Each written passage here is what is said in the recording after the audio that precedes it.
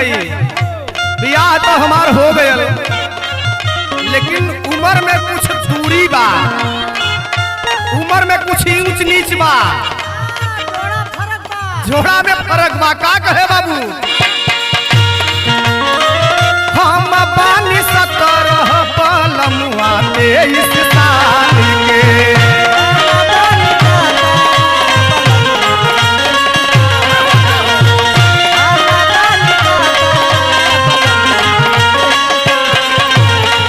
भौजी रे जिंदगिया राखी खतरा में डाल के।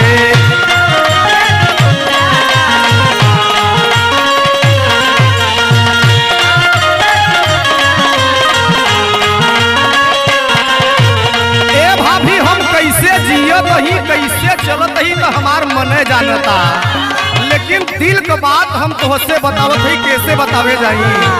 का कहे? हम पानी 17 पलमुआ 23 साल के,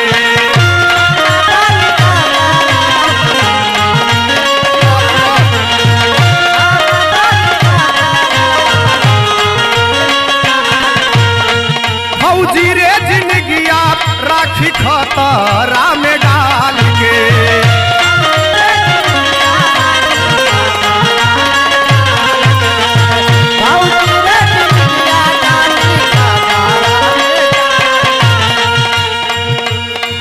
केतन होई नीमन त सतैबे नुकरी, केतन होई नीमन त सतैबे नुकरी। इतना फरक बाऊ मिरिया में,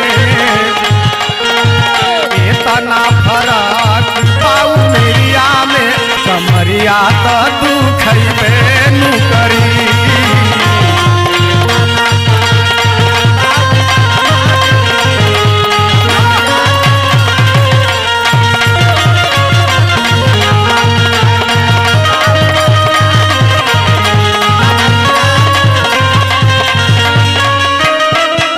इतने ना ए भाभी, हमरे दिल के बात बा, दुख बा, सुनो तनी कहे। का कहे?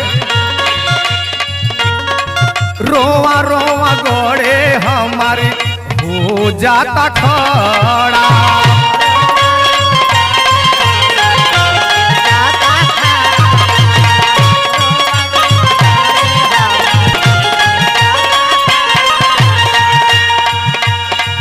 सोची सोची देहिया तक, सोची सोची देहिया तक छोड़ी देता जाड़ा।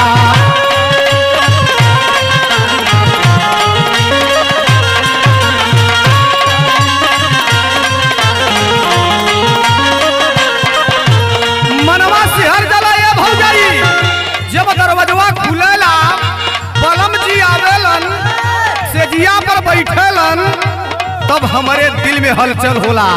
का कहे? रोवा रोवा गोड़े हमारी हो जाता खड़ा,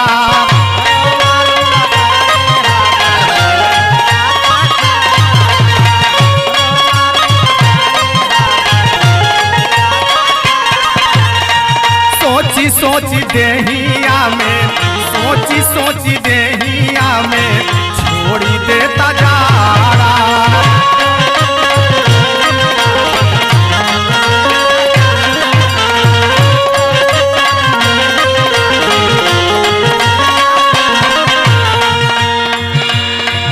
जानी कुछ बोला देह लगैबे नुकरी, जानी कुछ बोला